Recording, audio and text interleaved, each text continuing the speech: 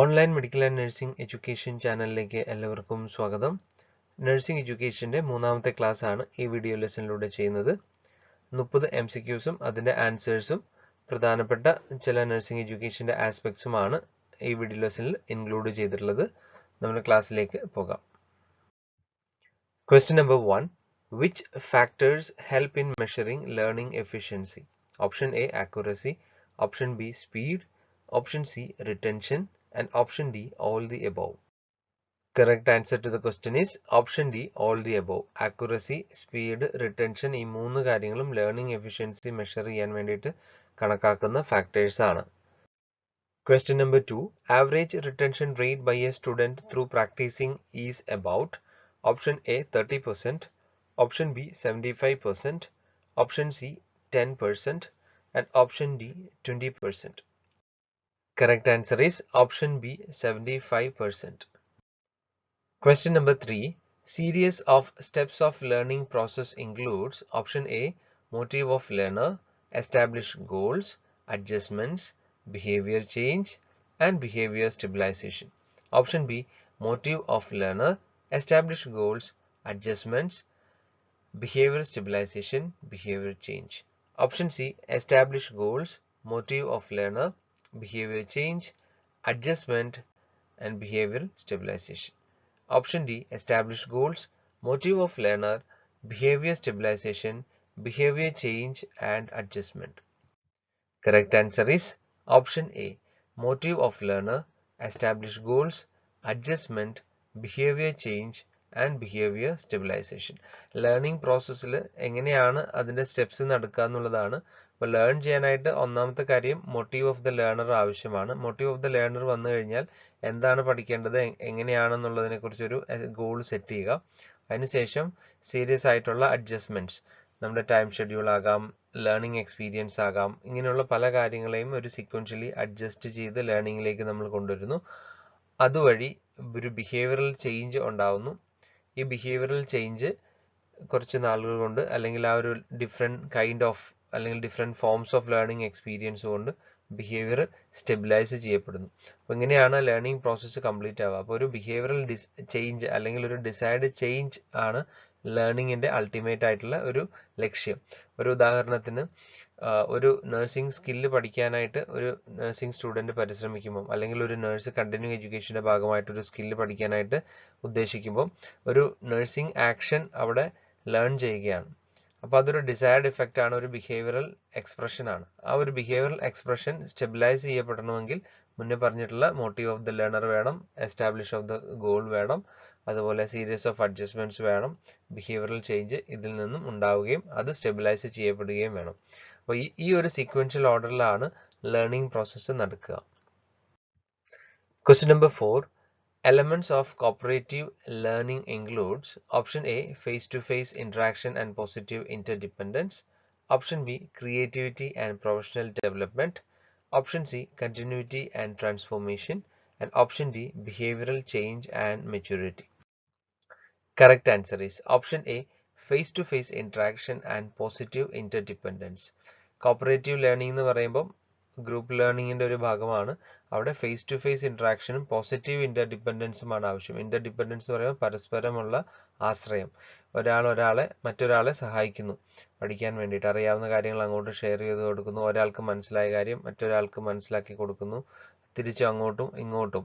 അതിനെയാണ് positive interdependence എന്നുകൊണ്ട് ഉദ്ദേശിക്കുക. അപ്പോൾ ഫേസ് ടു ഫേസ് ഇൻട്രാക്ഷനും പോസിറ്റീവ് ഇന്റർഡിപെൻഡൻസും കോപ്പറേറ്റീവ് ലേണിങ്ങിൻ്റെ എലമെന്റ്സ് ആയിട്ടാണ് കൺസിഡർ ചെയ്യുക. Question number 5.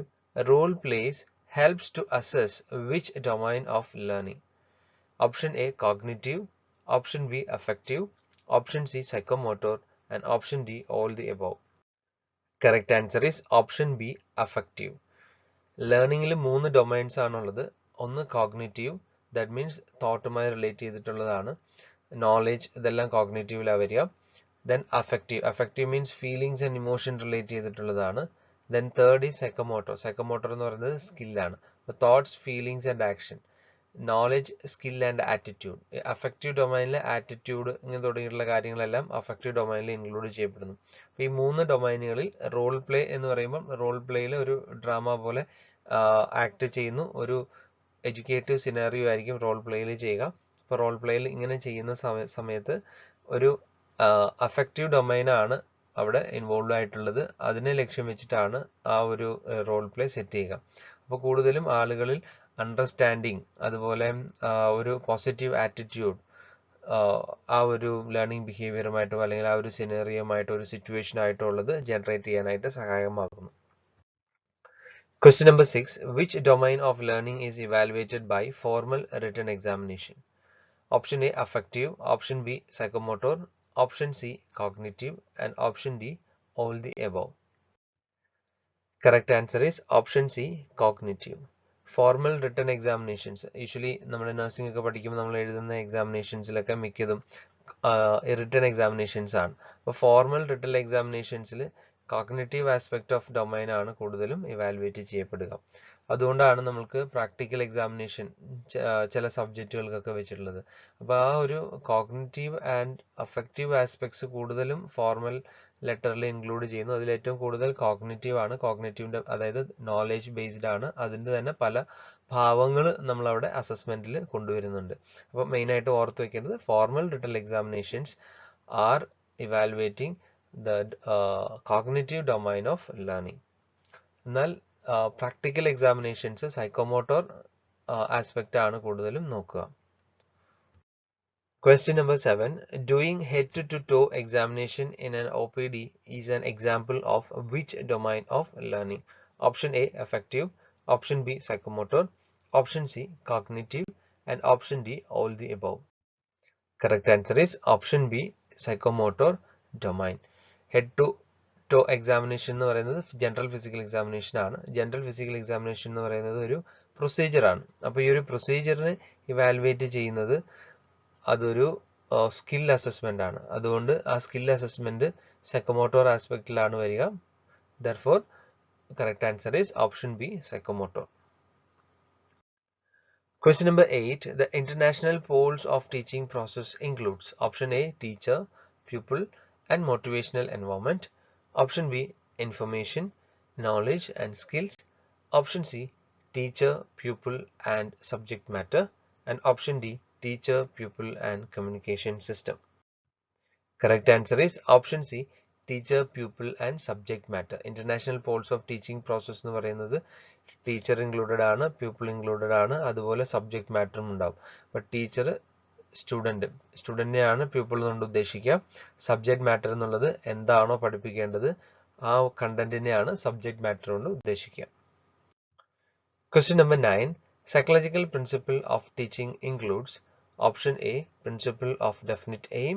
Option B, principle of activity aim. Option C, principle of pupil centeredness. And option D, principle of feedback and reinforcement. Correct answer is option D, principles of feedback and reinforcement. Principles of teaching പല ലെവലിലാണുള്ളത്. General principles എന്നും psychological principles എന്നും principles of ടീച്ചിങ്ങിനെ രണ്ടായിട്ട് തരംതിരിച്ചിരിക്കുന്നു. ഇതിൽ general principles കൊണ്ട് ഉദ്ദേശിക്കുന്നത് ഒരു teaching നടത്തുന്ന സമയത്ത് ജനറൽ ആയിട്ട് നമ്മൾ ഓർത്ത് വെക്കേണ്ട അല്ലെങ്കിൽ പാലിക്കേണ്ട ചില തത്വങ്ങളാണ്. ഒന്ന്, ഡെഫിനിറ്റ് എയിം ഉണ്ടാവണം. പഠിപ്പിക്കുന്നതിന് ഒരു ഉദ്ദേശം ഉണ്ടാവണം, ഒരു ലക്ഷ്യം ഉണ്ടാവണം. അത് ആക്ടിവിറ്റി ഇൻക്ലൂഡ് ചെയ്തിട്ടുള്ളതായിരിക്കാം. അത് ഓപ്ഷണൽ ആണ്. Learning by doing.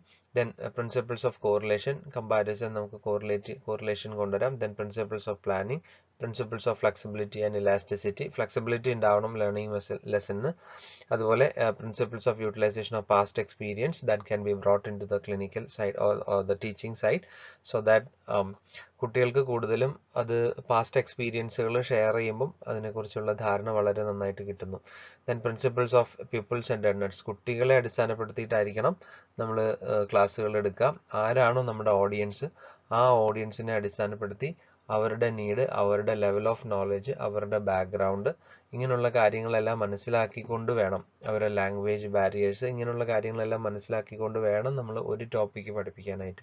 അപ്പം ഒരു ടോപ്പിക്ക് പുതിയതായിട്ട് പഠിക്കാൻ വരുന്ന കുട്ടിക്കും ഓൾറെഡി എക്സ്പീരിയൻസ്ഡ് ആയിട്ടുള്ള ഒരാൾക്കും അഡ്മിനിസ്ട്രേറ്റീവ് ലെവലിലുള്ള ആളുകൾക്കും എടുക്കുമ്പം അതിൻ്റെ മാനങ്ങൾ വ്യത്യാസമുണ്ട്.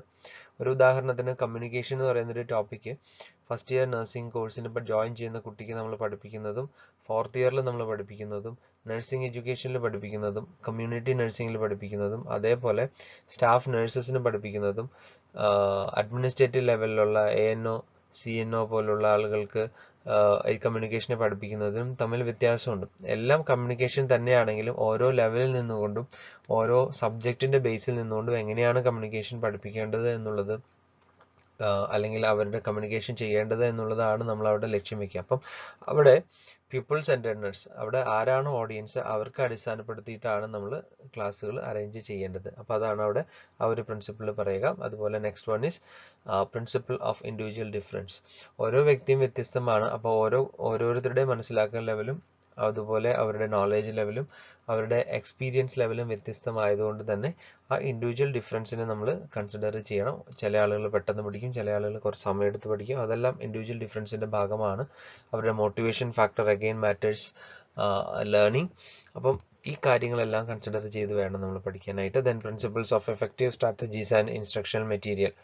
അപ്പോൾ അവരുടെ ഇതനുസരിച്ച് കുട്ടികൾ സ്റ്റുഡൻസിനെ അനുസരിച്ച് വേണം നമ്മുടെ സ്ട്രാറ്റജീസ് പ്ലാൻ ചെയ്യാനായിട്ട്. അതനുസരിച്ച് ഉള്ള ഇൻസ്ട്രക്ഷണൽ മെറ്റീരിയൽ ആയിരിക്കണം നമ്മൾ ഫോം ചെയ്യാനായിട്ട്. കൊച്ചുകുട്ടികൾക്ക് കൂടുതലും ചിത്രങ്ങളും കളറുകളും ഉപയോഗിച്ചുള്ള ഇൻസ്ട്രക്ഷണൽ മെറ്റീരിയലാണ്. അഡൽട്ട് ആകുമ്പോഴത്തേക്കും അതിൽ നിന്നും അല്പം വ്യത്യസ്തമായിട്ട് അബ്സ്ട്രാക്ട് ലെവലിലേക്കൊക്കെ നമ്മൾ പോകുന്നു. അപ്പം ഇൻസ്ട്രക്ഷൻ മെറ്റീരിയൽ വ്യത്യസ്തമാകുന്നു. Then principles of conducive environment and proper control. Class room arrange ചെയ്യുന്നത് കംഫർട്ടബിൾ ആയിട്ടുള്ളതായിരിക്കണം, ഡിസ്ട്രാക്ഷൻ ഇല്ലാത്തതായിരിക്കണം. അതുപോലെ ക്ലാസ്സിനൊരു കൺട്രോൾ ടീച്ചർക്ക് എപ്പോഴും ഉണ്ടാകണം. അതുപോലെ പഠിപ്പിക്കുന്ന കാര്യങ്ങൾ മനസ്സിലാവുന്നുണ്ടോ എന്നുള്ളത് ഇവാലുവേറ്റ് ചെയ്യണം. അതിനെയാണ് diagnostic, principle of diagnostic and remedial teaching. മനസ്സിലായിട്ടില്ല എങ്കിൽ അതിന് വീണ്ടും ഒരു സപ്ലിമെൻ്ററി ആയിട്ടുള്ള ഒരു ക്ലാസ്സോ അല്ലെങ്കിൽ അത് മനസ്സിലാക്കാൻ വേണ്ടിയിട്ട് മറ്റു മെറ്റീരിയലുകളോ ഇത് റെമഡിയൽ മെഷേഴ്സ് ആയിട്ട് നമ്മളത് യൂസ് ചെയ്യണം. അതുപോലെ principles of suggestiveness, principles of progressiveness and principles of democracy. ഇവിടെ കുട്ടികളിൽ നമുക്ക് ചോദിക്കാം, അവരുടെ അഭിപ്രായങ്ങൾ അറിയാം. അതുപോലെ ഓരോ സെക്ഷൻസും കഴിയുന്നതനുസരിച്ച് എങ്ങനെയാണ് ക്ലാസ് മുന്നോട്ട് പോകുന്നത് എന്നുള്ളത് മനസ്സിലാക്കാം. അതുപോലെ വിൻ വിൻ അപ്രോച്ച് ആയിരിക്കണം നമ്മൾ എടുക്കുക. ഒരു ഓട്ടോക്രാറ്റിക് ആയിട്ടുള്ള ഒരു ക്ലാസ് സ്റ്റൈൽ ആയിരിക്കരുത്, മറിച്ച് mutually sharing or A kind of A discussion. So ഓരോ കുട്ടിക്കും അല്ലെങ്കിൽ ഓരോ പാർട്ടിസിപ്പൻസിനും ടീച്ചറായിട്ട് ഇൻട്രാക്ട് ചെയ്യാനും അതിൽ അവർക്ക് ഒരു ഇൻട്രസ്റ്റ് ജനറേറ്റ് ചെയ്യാനും സഹായകമാകുന്നു. Then principles of liberating mind. ഇത് ഇൻ ജനറൽ ആണ്, അവരുടെ മനസ്സിനെ ഉണർത്തുക എന്നുള്ളതാണ്. ആ പഠനത്തിലേക്ക് അവരുടെ മനസ്സിനെ ഉയർത്തുക, അതുവഴി അവരുടെ നോളജും സ്കില്ലും ആറ്റിറ്റ്യൂഡിനെയും മോഡിഫൈ ചെയ്യുക. ഇതാണ് ലിബറേറ്റിംഗ് മൈൻഡ്. അപ്പോൾ ഒരു ലെവലിൽ നിന്ന് ഒരു ക്ലാസ് അറ്റൻഡ് ചെയ്യുന്ന ഒരു കുട്ടി അതിനുശേഷം മുന്നേ ഉണ്ടായിരുന്ന അവസ്ഥയിൽ നിന്നും അവൻ്റെ മനസ്സ് കുറേയും കൂടി വികാസം പ്രാപിക്കണം. അപ്പോൾ അതാണ് ഈ ഒരു പ്രിൻസിപ്പിൾ കൊണ്ട് ഉദ്ദേശിക്കുക. ഇനി സൈക്കോളജിക്കൽ പ്രിൻസിപ്പിളിലേക്ക് വരികയാണെങ്കിൽ മോട്ടിവേഷൻ ഓർ ഇൻട്രസ്റ്റ്. വെനെവർ നമ്മൾ ക്ലാസ്സുകൾ സെറ്റ് ചെയ്യുന്ന സമയത്ത് അതൊരു മോട്ടിവേറ്റിംഗ് ആയിരിക്കണം, ഇൻട്രസ്റ്റിംഗ് ആയിരിക്കണം, അവരെ പിടിച്ചു നിർത്തുന്നതായിരിക്കണം. അപ്പോൾ അത്തരത്തിലുള്ള ഡിഫറെൻ്റ് ആയിട്ടുള്ള വേരിയസ് എക്സ്പീരിയൻസ് ആയിരിക്കണം നമ്മളവിടെ ക്ലാസ്സുകളിൽ കൊണ്ടു ചെല്ലേണ്ടത്. രണ്ട്, കോപ്പറേഷൻ ആവശ്യമാണ്. അതുപോലെ ക്രിയേറ്റിവിറ്റി ആൻഡ് റീക്രിയേഷൻ. ക്ലാസ്സുകൾ ക്രിയേറ്റീവായിട്ട് നമ്മൾ ചെയ്യാനായിട്ട് പരിശ്രമിക്കാം. Then principles of sympathy and kindness. Whenever deliver the class we must demonstrate kindness and sympathy with our students. Then principles of repetition and exercise. നമ്മൾ റിപ്പറ്റീഷൻ കൊടുക്കണം. പലപ്പോഴും ചില വാക്കുകൾ കുട്ടികൾ പുതിയതായിട്ടുള്ള വാക്കുകളാണെങ്കിൽ അതിൻ്റെ മീനിങ് മനസ്സിലാക്കിയെടുക്കാൻ അല്ലെങ്കിൽ അവരിലേക്ക് എത്താനായിട്ട് അതൊരു ഹാബിച്വലാകാൻ വേണ്ടി പല ആവർത്തി നമ്മൾക്ക് അത് ക്ലാസ്സുകളിൽ പറയാം. ആ വാക്കുകൾ ബോധപൂർവം പല സാഹചര്യങ്ങൾ ഉപയോഗിക്കേണ്ട സാഹചര്യങ്ങളിൽ അത് ഉപയോഗിക്കാം. ആദ്യം ആ വാക്ക് എന്താണെന്ന് പറയാം, അതുകൊണ്ട് എന്താണ് അർത്ഥം വെക്കുന്നതെന്ന് പറയാം. രണ്ടാമത്തെ പ്രാവശ്യം ആ അർത്ഥത്തെ ഉൾക്കൊള്ളിച്ചുകൊണ്ട് അതിൻ്റെ കൂടെ ആ വാക്ക് വീണ്ടും ഉപയോഗിക്കാം. അങ്ങനെ പല തവണ നമ്മൾ പറയുകയും അവരെ കൊണ്ട് പറയുകയും ചെയ്യുമ്പോൾ ആ വാക്കുകൾ അവരുടെ മനസ്സിൽ താനെ വന്നോളും. അപ്പം ഇതൊരു പ്രിൻസിപ്പിൾസ് ഓഫ് റിപ്പറ്റീഷൻ എക്സസൈസിന്റെ ഒരു എക്സാമ്പിൾ ആണ്. Then principles of readiness. ഏത് തരത്തിൽ അത് സഹായിക്കാൻ നമ്മൾ തയ്യാറായിരിക്കണം. Principles of change and rest. Then principles of providing training to the senses. Sensual experience ആയിരിക്കണം. യൂഷ്വലി 5 സെൻസ് ആണല്ലോ നമുക്കുള്ളത്. അപ്പം ഈ 5 സെൻസുകളെയും ഉൾപ്പെടുത്താൻ സാധിക്കുമെങ്കിൽ അത്തരത്തിലുള്ള ലേണിംഗ് ആണെങ്കിൽ, മൾട്ടി സെൻസോറിയൽ ഇൻവോൾവ്മെന്റ് ആണ് ലേണിംഗ് പ്രോസസ്സിൽ നടക്കുന്നതെങ്കിൽ റിട്ടൻഷൻ ഓഫ് ലേണിംഗ് എന്ന് പറയുന്നത്, retention of information in the brain എന്ന് പറയുന്നത് വളരെ സ്റ്റേബിൾ ആയിരിക്കും. അപ്പോൾ ഒന്നിൽ കൂടുതൽ സെൻഷ്വൽ എക്സ്പീരിയൻസുകൾ കൊടുക്കാൻ സാധിച്ചു കഴിഞ്ഞാൽ അവിടെ ലേണിംഗ് കൂടുതലായിട്ട് പെട്ടെന്ന് നടക്കുന്നു. So principles of feedback and reinforcement, അവരുടെ ഫീഡ്ബാക്ക് നമ്മൾ എടുക്കണം, അവരെ വീണ്ടും മോട്ടിവേറ്റ് ചെയ്യണം. Then principles of group dynamics, as A group A student, ഒരു സ്റ്റുഡൻറ് ഒരു ഗ്രൂപ്പ് ഒരു സ്റ്റുഡൻ്റ് ആയിട്ട് കൺസിഡർ ചെയ്തുകൊണ്ട് ആ ഒരു ഗ്രൂപ്പിനെ ഇൻവോൾവ് ചെയ്യിക്കുക, ഗ്രൂപ്പിനെ പഠിപ്പിക്കുക എന്നുള്ളതാണ് അവിടെ. Then principles of creativity and self expression, നമ്മളുടെ ക്രിയേറ്റിവിറ്റി, നമ്മളുടെ ഉള്ളിലുള്ള നമ്മളുടെ കഴിവുകളെ എടുത്ത് ക്ലാസ്സുകളിലേക്ക് നമ്മൾ കൊണ്ടുവരണം. Then principles of encouraging self learning, നമ്മുടെ ക്ലാസ്സിൽ കുട്ടികളെ മോട്ടിവേറ്റ് ചെയ്ത് ആ ഒരു ചാനലിലേക്ക് വിട്ടാൽ നമ്മൾ സാധാരണഗതിയിൽ അസൈൻമെന്റുകൾ കൊടുക്കാറുണ്ട്, ഓരോ ക്ലാസ് കഴിയുമ്പോൾ ചെറിയ ചെറിയ ടാസ്കുകൾ കൊടുക്കാറുണ്ട്. അപ്പോൾ ഇത്തരത്തിലുള്ള കാര്യങ്ങൾ കൊടുക്കുന്നത് സെൽഫ് ലേണിങ്ങിനെ ബൂസ്റ്റ് ചെയ്യാനായിട്ടാണ്. നമ്മുടെ ക്ലാസ്സിൽ എല്ലാം പഠിപ്പിച്ച് തീർക്കുക എന്നുള്ളതല്ല, മറിച്ച് ക്ലാസ്സിൽ നമുക്ക് അതുമായി ബന്ധപ്പെട്ട പ്രധാനമായി അറിഞ്ഞിരിക്കേണ്ട കാര്യങ്ങൾ നമ്മൾ അവിടെ പറയുന്നു. കൂടുതൽ കാര്യങ്ങൾ അവരിൽ ഒരു ക്യൂരിയോസിറ്റി ജനിപ്പിക്കുക എന്നുള്ളതാണ്. അതിനെക്കുറിച്ച് കൂടുതൽ അറിയാൻ അവരിലൊരു ഒരു ത്വര ഉണ്ടാക്കുക. അതുവഴി അതിനെക്കുറിച്ച് വീണ്ടും വായിക്കാനായിട്ട് അവർക്കൊരു മോട്ടിവേഷൻ ലഭിക്കുക. അതുവഴി ഒരു ക്ലാസ്സിന് പുറത്ത് അവർ കൂടുതലായിട്ടും അതിനെക്കുറിച്ചുള്ള വ്യത്യസ്തങ്ങളായിട്ടുള്ള കാര്യങ്ങൾ മനസ്സിലാക്കാനായിട്ട് അവർ പരിശ്രമിക്കും. നമ്മളൊരു ടോപ്പിക്കിനെ കുറിച്ച് പറയുമ്പം അതിനെക്കുറിച്ച് പിന്നീട് ഒത്തിരിയേറെ കാര്യങ്ങൾ വളരെ ആധികാരികമായിട്ടും ഡീറ്റെയിൽ ആയിട്ടും മനസ്സിലാക്കാനുണ്ടാവും. അപ്പോൾ അതൊക്കെ അത്തരത്തിലുള്ള മെറ്റീരിയൽ പ്രൊവൈഡ് ചെയ്തുകൊണ്ടും അതിലേക്ക് അവരെ ഡയറക്റ്റ് ചെയ്തുകൊണ്ട് അത് എവിടെ കിട്ടുമെന്ന് പറഞ്ഞുകൊണ്ടും അവരതിലേക്ക് മോട്ടിവേറ്റ് ചെയ്യാവുന്നതാണ്. അപ്പോൾ ഇങ്ങനെയുള്ള കാര്യങ്ങളാണ് പ്രിൻസിപ്പിൾസ് ഓഫ് ടീച്ചിങ്ങിനുമായി ബന്ധപ്പെട്ട് വന്നിട്ടുള്ളത്. സോ ഇതങ്ങനെ തന്നെ മനസ്സിലാക്കി വയ്ക്കാം. അപ്പോൾ ഏതെങ്കിലുമൊക്കെ പ്രിൻസിപ്പിൾസ് മാറി കയറി നമുക്ക് എക്സാമിന് ചോദിക്കാൻ സാധ്യതയുണ്ട്. Question number 10. Educational objective should be option A, attainable and realistic, option B, time bound and unequivocal, option B, motivational and professional, and option D, both option A and option B. Correct answer is option D, both A and B. Educational objectives എന്ന് പറയുന്നത് ഒരു teaching plan അല്ലെങ്കിൽ ഒരു lesson plan ചെയ്യുന്ന സമയത്ത് അത് എന്താണ്, അതുകൊണ്ട് ഒരു കുട്ടിയിൽ ഉണ്ടാകേണ്ട മാറ്റം അല്ലെങ്കിൽ കുട്ടിക്ക് എന്താണ് കൊടുക്കേണ്ടത് എന്നുള്ളതിനെ ഡിസ്ക്രൈബ് ചെയ്യുന്ന ഒബ്ജക്റ്റീവിനെയാണ് പറയുക. അപ്പോൾ അത് അറ്റൈനബിൾ ആയിരിക്കണം, അറ്റൈൻ ചെയ്യാൻ സാധിക്കുന്നതിന് റിയലിസ്റ്റിക് ആയിരിക്കണം, ഒരു സമയബന്ധിതമായിരിക്കണം, ഒരു നിശ്ചിത സമയത്തിനുള്ളിൽ തീർക്കാവുന്നതായിരിക്കണം, അത് കൃത്യമായിട്ടുള്ള വ്യക്തമായിട്ടുള്ള ഒരു ചേഞ്ച് പ്രൊഡ്യൂസ് ചെയ്യാൻ capable ആയിട്ടുള്ളതായിരിക്കണം. Question number 11. According to the Bloom's taxonomy, educational objectives are classified into how many basic domains? Option A, 2, option B, 3, option C, 4, and option D, 5. Correct answer is option B, 3. Bloom's taxonomy എന്ന് പറയുന്നത് educational ഒബ്ജക്റ്റീവ്സിനെ set ചെയ്യുന്നതുമായി ബന്ധപ്പെട്ടാണ് തന്നിരിക്കുന്നത്. ഈ educational ഒബ്ജക്റ്റീവ്സിനെ set ചെയ്യാനായിട്ട് 3 basic domains ആണുള്ളത്. Bloom's taxonomy explain ചെയ്യുന്നത് 3 domains ആണ്. Already ഞാൻ മുന്നത്തെ ക്വസ്റ്റ്യനുകളിൽ ഡിസ്കസ് ചെയ്ത് പറഞ്ഞു. Cognitive domain, psychomotor domain, affective domain, ഇങ്ങനെ 3 ഡൊമൈനുകളായിട്ടാണ് ഡിവൈഡ് ചെയ്തിരിക്കുന്നത്. ഇതിൽ കോഗ്നിറ്റീവ് ഡൊമൈനിൽ കൂടുതലും ഫോക്കസ് ചെയ്യുന്നത് നോളജ്, അറിവ്, കോംപ്രിഹെൻഷൻ എന്ന് പറഞ്ഞാൽ മനസ്സിലാക്കുക, ഒരു കാര്യം എത്രമാത്രം മനസ്സിലായി എന്നുള്ള കാര്യം. ദെൻ ആപ്ലിക്കേഷൻ, പഠിച്ചിട്ടുള്ള നോളജ് ആപ്ലിക്കേഷൻ. അനാലിസിസ്, ഒരു സിറ്റുവേഷൻ അല്ലെങ്കിൽ ഒരു കേസ് മനസ്സിലാക്കുക. സിന്തസിസ്, അതിനെ വേണ്ട രീതിയിൽ പ്രോസസ്സ് ചെയ്യുക. ഇവാലുവേഷൻ, അതിനെ ഇവാലുവേറ്റ് ചെയ്യാനുള്ള. അപ്പോൾ നോളജുമായി ബന്ധപ്പെട്ട് കോഗ്നിറ്റീവ് ഇതെല്ലാം റിലേറ്റ് ചെയ്തിരിക്കുന്നത് തിങ്കിങ്ങുമായിട്ടാണ്. അപ്പം ആ ഒരു നോളജ് ആൻഡ് തിങ്കിങ് അതിനെ റിലേറ്റ് ചെയ്തിട്ടാണ് അതിൻ്റെ സബ് ഹെഡിങ്സ് വരിക. അപ്പം ഇത്തരം കാര്യങ്ങളായിരിക്കും കോഗ്നിറ്റീവ് ഡൊമൈനിൽ ഒരു എഡ്യൂക്കേഷണൽ ഒബ്ജക്റ്റീവ് സെറ്റ് ചെയ്യുമ്പോൾ നമുക്ക് വേണ്ടത്. ഒരു ലെസൺ പ്ലാൻ നമ്മൾ ഫോം ചെയ്യുന്ന സമയത്ത് കോഗ്നിറ്റീവ് ഉണ്ടാവണം, സൈക്കോമോട്ടോർ ഉണ്ടാവണം, അഫക്റ്റീവ് ഡൊമൈനുകൾ ഉണ്ടാവണം. ഈ 3 കാര്യങ്ങളും ഉണ്ടാകുമ്പോൾ മാത്രമേ ഒരു ഡിസൈർഡ് ചേഞ്ച് ഒരു കുട്ടിയിൽ ഉണ്ടാവാനായിട്ട് സാധിക്കുകയുള്ളൂ. അപ്പോൾ അതിൽ കോഗ്നിറ്റീവ് ഡൊമൈനാണ് ഇപ്പം നമ്മൾ കണ്ടത്. ഇനി സൈക്കോമോട്ടോർ ഡൊമൈൻ, അഫക്റ്റീവ് ഡൊമൈൻ നോക്കാം. അഫക്റ്റീവ് ഡൊമൈനിൽ receiving, responding, valuing, organization and characterization. ഈ അഫക്റ്റീവ് ഡൊമൈനിൽ യൂഷ്വലി ഒരു ആറ്റിറ്റ്യൂഡ്, ഒരു ഫേവറബിൾ ആറ്റിറ്റ്യൂഡ്, അത് പ്രയോഗിക്കാനുള്ള ഒരു ആറ്റിറ്റ്യൂഡ് ഒരാളിൽ ഉണ്ടാവുന്നു. അപ്പോൾ അതാണ് അഫക്റ്റീവില് ബേസിക്കലി വരിക.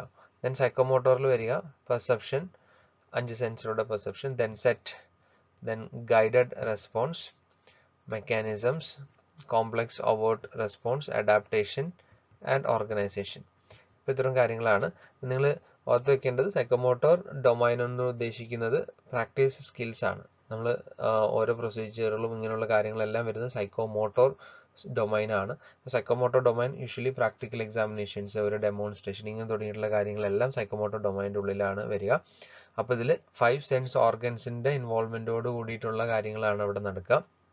അപ്പോൾ അതെങ്ങനെയാണ് അതിനെ മനസ്സിലാക്കിയിട്ടുള്ളത്, ആ സ്റ്റെപ്പുകൾ, ഓരോ സ്റ്റെപ്പ് ബൈ സ്റ്റെപ്സും അതിൻ്റെ സീക്വൻസും അതിൻ്റെ അനുബന്ധമായിട്ടുള്ള ആക്ടിവിറ്റീസ് എങ്ങനെ പെർഫോം ചെയ്യുന്നു, ഇങ്ങനെയുള്ള കാര്യങ്ങളാണ്. അപ്പം കോഗ്നിറ്റീവ് ഡൊമൈൻ, സൈക്കോമോട്ടോർ ഡൊമൈൻ, രണ്ട് കാര്യങ്ങളും നമ്മൾക്കുണ്ടെങ്കിലും നല്ലൊരു ആറ്റിറ്റ്യൂഡ്, നമുക്ക് അതിനോട് ഫേവറബിൾ ആറ്റിറ്റ്യൂഡ് ഇല്ലെങ്കിൽ നമ്മളത് കൃത്യമായിട്ട് പാലിച്ചു വരണമെന്നില്ല.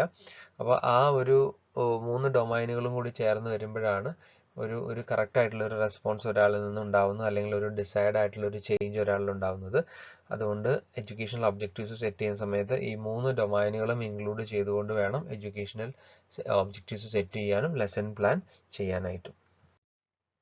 Question number 12.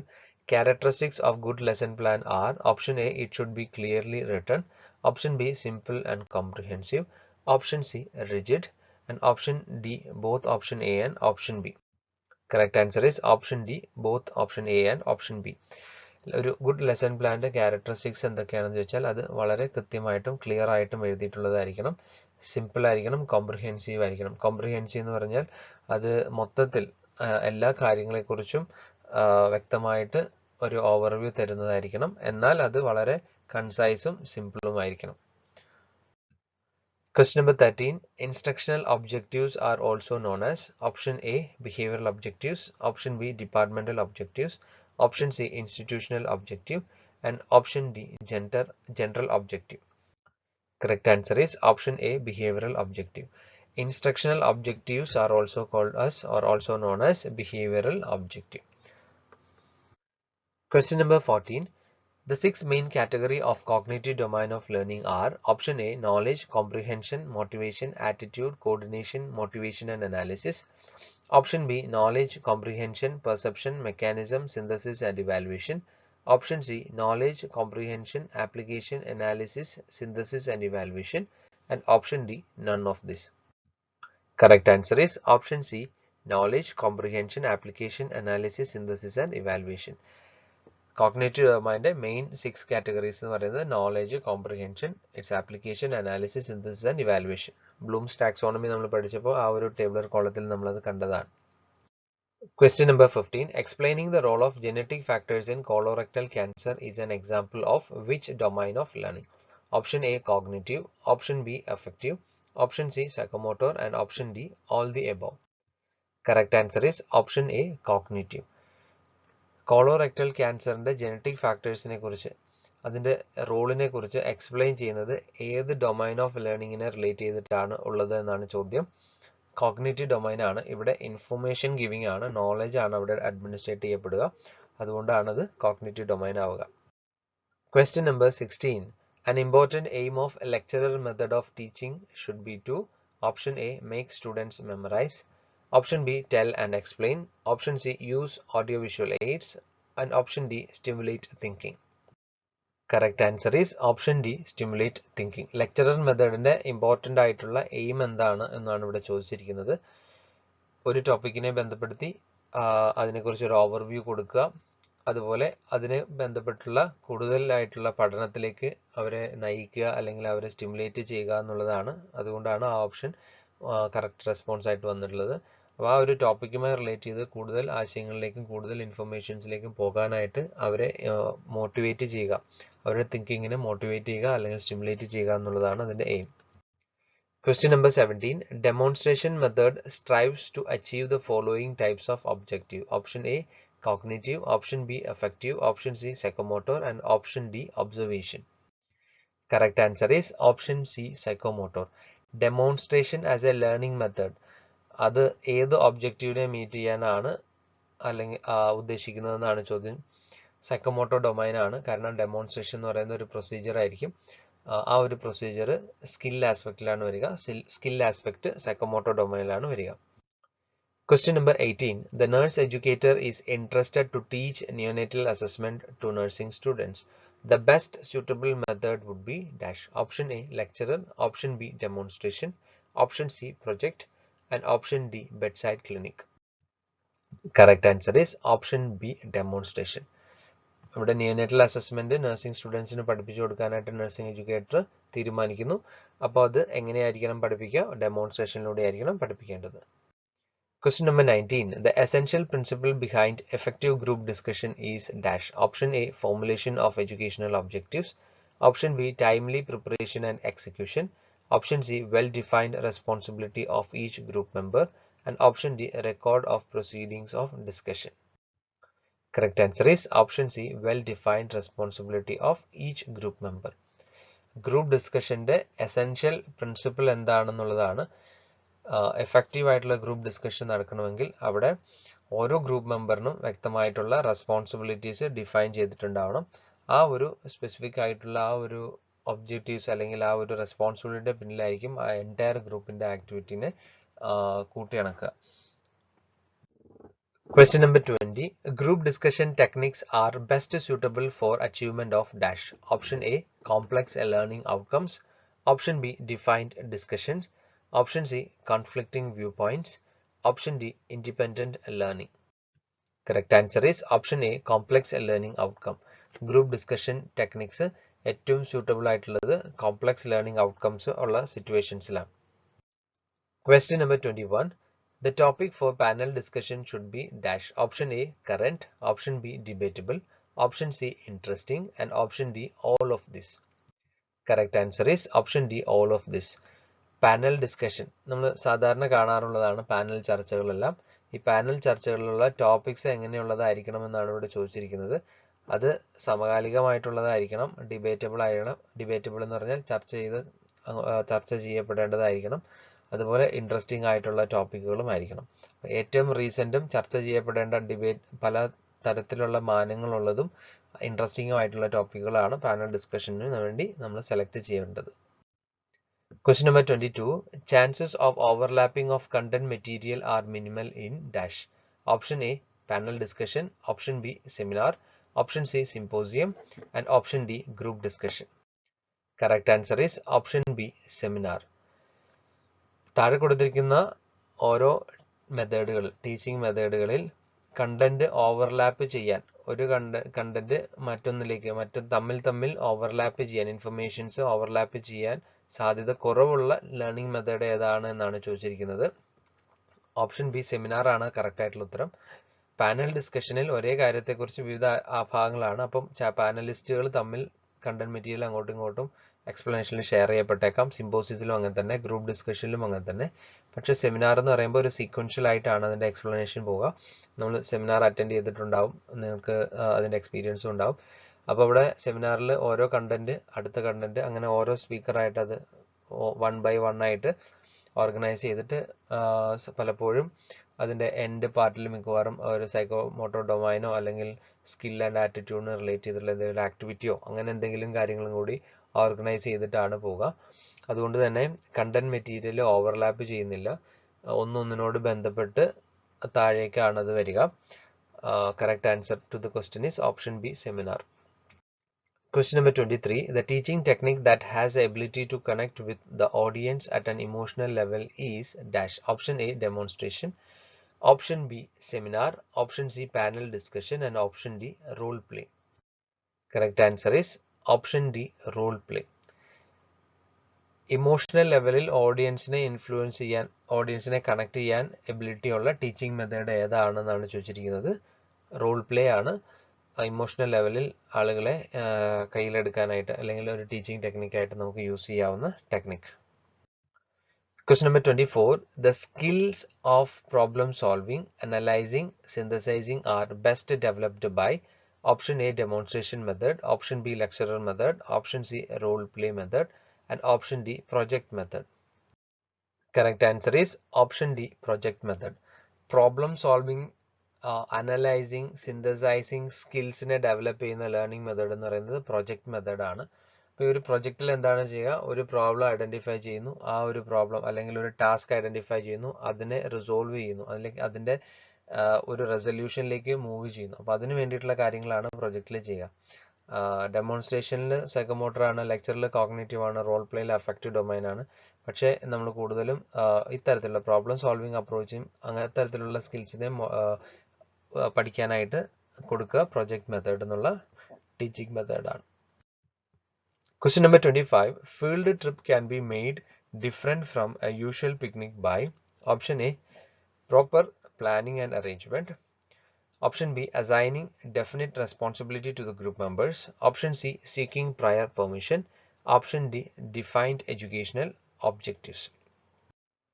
Correct answer is option D, defined educational objectives.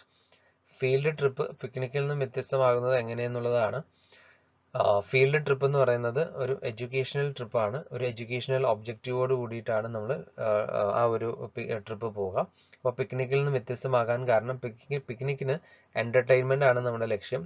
Field ട്രിപ്പിൽ എഡ്യൂക്കേഷണൽ ആണ്, കണ്ട് മനസ്സിലാക്കുക എന്നുള്ളതാണ് ഫീൽഡ് ട്രിപ്പ് കൊണ്ട് ഉദ്ദേശിക്കുന്നത്. അതുകൊണ്ട് തന്നെ അതിൻ്റെ ഏറ്റവും കാതലായിട്ടുള്ള ഡിഫറൻസ് എന്ന് പറയുന്നത് അതിൻ്റെ എഡ്യൂക്കേഷണൽ ഒബ്ജക്റ്റീവ് ഉണ്ട് എന്നുള്ളതാണ്. Question number 26. In which of the following technique participants are actively engaging in problem solving? Option A, panel discussion. Option B, workshop. Option C, exhibition. And option D, seminar. Correct answer is option B, workshop. Question number 27. In which of the following method subject matter is broken down into small frames and arranged sequentially? Option A, programmed instruction. Option B, role play. Option C, field trip. And option D, simulation. Correct answer is programmed instruction.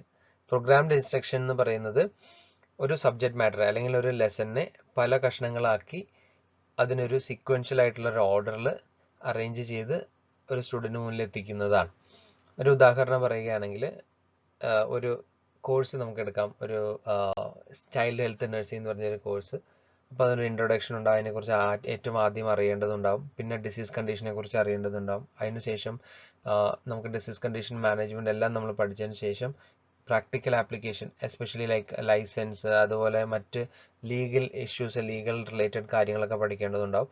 അപ്പോൾ ഇതിനെ ഒരു പല ചാപ്റ്ററുകളായിട്ട് divide ചെയ്തിരിക്കുന്ന പോലെ അതിനെ വീണ്ടും divide ചെയ്യുന്നു. അതിലൊരു ചാപ്റ്റർ എടുക്കുകയാണെങ്കിൽ ആ ചാപ്റ്ററിനെ വീണ്ടും പല കഷ്ണങ്ങളാക്കുന്നു. ഇൻട്രൊഡക്ഷൻ, പിന്നെ ഒരു കണ്ടന്റ്, മെയിൻ ആയിട്ടുള്ള കാര്യങ്ങൾ, പിന്നെ അതിൻ്റെ എൻഡ് ചെയ്യുന്ന കാര്യങ്ങൾ, ഇങ്ങനെ തുടങ്ങിയിട്ട് ഡിവൈഡ് ചെയ്ത് പല പല കഷ്ണങ്ങളാക്കി അതിനെ പല ലെവൽസ് ആയിട്ട് ഡിവൈഡ് ചെയ്യാം. ഇറ്റ്സ് ഓൾ നമ്മുടെ പ്രോഗ്രാം എങ്ങനെ ഡിസൈൻ ചെയ്യണമെന്നുള്ള ടീച്ചറിൻ്റെ ഇഷ്ടമനുസരിച്ചാണ്. ഒരു ഉദാഹരണത്തിന് ഇപ്പം ഞാൻ എടുക്കുന്ന example beginner level, intermediate level, expert level, അങ്ങനെ 3 ലെവൽ എടുത്തിട്ട് കുട്ടിക്ക് കൊടുക്കുന്നു. അതനുസരിച്ചുള്ള ചോദ്യങ്ങൾ, അത് MCQ ക്വസ്റ്റ്യൻ ആകാം, അല്ലെങ്കിൽ ഒരു വീഡിയോ ലെസനുകളാകാം, അതല്ലെങ്കിൽ മറ്റേതെങ്കിലും തരത്തിലുള്ള ലേണിംഗ് ആകാം. അപ്പോൾ അത് പഠിച്ചതിന് ശേഷം അതിൽ നിന്നുള്ള ഫീഡ്ബാക്ക് അനുസരിച്ച് ഒരു certain level of percentage attain ചെയ്താൽ മാത്രമേ ആ കുട്ടി അടുത്തതിലേക്ക് പോവുകയുള്ളൂ. അപ്പോൾ ഇത്തരത്തിൽ ഒരു പ്രത്യേക സീക്വൻസിൽ ഓർഗനൈസ് ചെയ്തിട്ടുള്ള ലേണിംഗ് മെറ്റീരിയൽ അല്ലെങ്കിൽ ലേണിംഗ് മെത്തേഡിനെയാണ് പ്രോഗ്രാംഡ് ഇൻസ്ട്രക്ഷൻ എന്ന് നമ്മൾ പറയുക. ഇത് കമ്പ്യൂട്ടർ അധിഷ്ഠിതമായിട്ടാണ് നമ്മൾ കൂടുതൽ യൂസ് ചെയ്യുക. പലപ്പോഴും ഈ NCLEX RN ഇങ്ങനെ തുടങ്ങിയിട്ടുള്ള എക്സാമുകളിലേക്ക് ബുക്കുകളുടെ കൂടെ അത് പ്രാക്ടീസ് ചെയ്യാൻ വേണ്ടിയിട്ട് CD-കളും ഫ്ലോപ്പികളും ഒക്കെ നമുക്ക് അവൈലബിൾ ആയിട്ടുണ്ട്. അതെല്ലാം programmed ഇൻസ്ട്രക്ഷൻ്റെ എക്സാമ്പിളുകളാണ്. Question number 28. All are types of program instruction except option A, linear programming, option B, branching programming, option C, selective programming, and option D, computer assisted programming. Correct answer is option C, selective programming.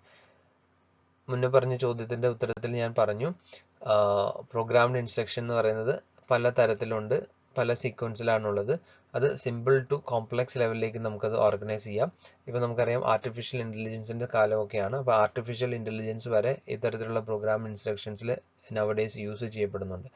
അപ്പോൾ ഇതിൻ്റെ മെയിനായിട്ടുള്ള ടൈപ്പുകൾ എന്ന് പറഞ്ഞാൽ linear programming, branching programming, computer assisted programming എന്നുള്ളതാണ്. അപ്പോൾ അത് അങ്ങനെ തന്നെ പഠിച്ചു വെക്കുക. ഓരോന്നും വളരെ ഡീറ്റെയിൽ ആയിട്ട് പോകേണ്ട ടോപ്പിക്കാണ്. Question number 29. The main aim of micro teaching is option A, effective teaching, option B, developing specific teaching skills, option C, seeking feedback, and option D, teach a small topic. Correct answer is option B, developing specific teaching skills. Micro teaching എന്ന് പറയുന്നത് ഒരു teaching മെത്തഡാണ്. സാധാരണഗതിയിൽ ഒരു teaching അല്ലെങ്കിൽ ഒരു ലെസന്റെ ഒരു ക്ലാസിന്റെ സമയപരിധി എന്ന് പറയുന്നത് 40 to 45 മിനിറ്റ്സ് ആയിട്ടാണ് കൺസിഡർ ചെയ്യുക. ഇവിടെ മൈക്രോ ടീച്ചിങ് എന്ന് പറയുമ്പോൾ വളരെ കുറച്ച് സമയം, അതായത് ഒരു 10 to 15 മിനിറ്റ്സ് മാക്സിമം എന്ന് പറയാ ഒരു 10 to 15 മിനിറ്റ്സ് വരെ നമുക്ക് ടൈം കൊടുത്തിട്ട് ആ ഒരു ടൈമിനുള്ളിൽ ഒരു സ്പെസിഫിക് സ്കില്ല്, ടീച്ചറിന്റെ ഏതെങ്കിലും ഒരു സ്പെസിഫിക് സ്കില്ലിനെ ഫോക്കസ് ചെയ്തുകൊണ്ട്, ഒരു ഉദാഹരണത്തിന് ടീച്ചറിന്റെ ലേണിംഗ് അല്ലെങ്കിൽ ടീച്ചിങ് സ്റ്റൈൽ മനസ്സിലാക്കി കഴിയുമ്പോൾ ആ ടീച്ചിങ്ങിൽ ഉണ്ടാവുന്ന ചില അപാകതകളെ നമുക്ക് വേണമെങ്കിൽ മൈക്രോ ടീച്ചിങ്ങിലൂടെ കറക്റ്റ് ചെയ്യാനായിട്ട് സഹായിക്കും. അപ്പോൾ ഇവിടെ ഉദ്ദേശിക്കുന്നത് ഒരു ടീച്ചിങ് സ്കില്ലിനെ അസസ് ചെയ്യാൻ വേണ്ടിയിട്ടാണ്, അല്ലെങ്കിൽ അതിനെ ഡെവലപ്പ് ചെയ്യാൻ വേണ്ടിയിട്ടാണ് നമ്മൾ ഈ മൈക്രോ ടീച്ചിങ് യൂസ് ചെയ്യുക. അപ്പോൾ അതുവഴി ടീച്ചറിന് ആ ഒരു ടീച്ചിങ് സ്കിൽ ഇംപ്രൂവ് ചെയ്യാനും കൂടുതലായിട്ട് അതിനെക്കുറിച്ച് മനസ്സിലാക്കാനായിട്ട് സഹായകമാകുന്നു. പലപ്പോഴും മൈക്രോ ടീച്ചിങ്ങുകൾ റെക്കോർഡ് ചെയ്തിട്ട് ടീച്ചർക്ക് തന്നെ അതൊന്നുകൂടി കണ്ടു കഴിയുമ്പോൾ മനസ്സിലാവും ഏത് ഏരിയയിലാണ് എനിക്ക് പ്രോബ്ലം ഉള്ളത്, അതെങ്ങനെയാണ് ചെയ്യേണ്ടത്. അത് ആ ഒരു സ്കില്ലിനെ ഇംപ്രൂവ് ചെയ്തുകൊണ്ട് വീണ്ടും ഒന്നുകൂടെ ചെയ്ത് നോക്കുക, അതിനെ റെക്കോർഡ് ചെയ്യുക, വീണ്ടും അതിനെ ഇവാലുവേറ്റ് ചെയ്യുക. ഇത്തരത്തിൽ മൈക്രോ ടീച്ചിങ് സെൽഫ് ഡെവലപ്മെന്റിന്റെ ഭാഗമായിട്ട്, ഇവാലുവേഷന്റെ ഭാഗമായിട്ട് നമുക്ക് സഹായകമാകുന്നു. Question number 30. The correct sequence of steps of micro teaching is option A, teach, feedback, replan, reteach and re-feedback. Option B, teach, plan, replan, reteach and re-feedback. Option C, teach, feedback, reteach, replan and re-feedback. And option D, teach, feedback, replan, reteach and replan. Correct answer is option A, teach, feedback, replan, reteach and re-feedback. Micro teaching explain ചെയ്യുന്ന സമയത്ത് already ഞാൻ പറഞ്ഞു, നമ്മൾ record ചെയ്തതിന് ശേഷം അതൊന്നുകൂടെ കണ്ടിട്ട് വീണ്ടും അതിനെ നമ്മൾ നോക്കുന്നു എന്നുള്ളത്. അപ്പോൾ ഇത് മൈക്രോ ടീച്ചിങ്ങിന്റെ സീക്വൻസ് ആണ് ഈ ചോദ്യത്തിൽ ചോദിച്ചിരിക്കുന്നത്. ഇവിടെ ആദ്യം ഒരു ടീച്ചിങ് നടക്കുന്നു, അതിന്റെ ഫീഡ്ബാക്ക് എടുക്കുന്നു, വീണ്ടും ഫീഡ്ബാക്ക് കൊണ്ട് ഉദ്ദേശിച്ചത് മാനുവൽ ഫീഡ്ബാക്ക് ആകാം, അല്ലെങ്കിൽ റെക്കോർഡഡ് വീഡിയോ നോക്കിയിട്ടുള്ള അതിന്റെ ഫീഡ്ബാക്ക് ആകാം. അതിനുശേഷം വീണ്ടും അതേ സ്കില്ലിനെ തന്നെ ചെയ്യുന്ന, വീണ്ടും അതിനെ റീപ്ലാൻ ചെയ്യുന്നു, അതിനെ വീണ്ടും റീടീച്ച് ചെയ്യുന്നു, അതിനുശേഷം അതിന്റെ റീഫീഡ്ബാക്ക് എടുക്കുന്നു. അങ്ങനെ ആ ഒരു സ്കിൽ ഇംപ്രൂവ് ചെയ്യുന്നത് വരെ വേണമെങ്കിൽ നമുക്ക് ചെയ്യാം. അത് ഡിപ്പെൻഡ്സ്, അത് ഒന്നോ രണ്ടോ ടീച്ചിങ്ങിൽ തന്നെ ആ സ്കില്ല് ഡെവലപ്പ് ചെയ്യാനായിട്ട് പൊതുവെ സഹായകമാകുന്നു. സോ ഇതാണ് മൈക്രോ ടീച്ചിങ്ങിനെ കുറിച്ച് പറയാനുള്ളത്. ഡിയർ കാൻഡിഡേറ്റ്സ്, ഇന്നത്തെ വീഡിയോ ലെസൺ ഇവിടെ പൂർണ്ണമാകുന്നു. നിങ്ങൾക്ക് ഈ ക്ലാസ് ഇഷ്ടമായെങ്കിൽ ലൈക്ക് ചെയ്യുക, നിങ്ങളുടെ അഭിപ്രായങ്ങളും നിർദ്ദേശങ്ങളും കമന്റ് ബോക്സിൽ പോസ്റ്റ് ചെയ്യുക. നിങ്ങൾ ഈ ചാനൽ ഇതുവരെ സബ്സ്ക്രൈബ് ചെയ്തിട്ടില്ലെങ്കിൽ സബ്സ്ക്രൈബ് ചെയ്യുക, നിങ്ങളുടെ ഫ്രണ്ട്സിന് ഈ വീഡിയോ ലെസൺസ് ഷെയർ ചെയ്യുക. Thank you for watching this video. Wish you A good day.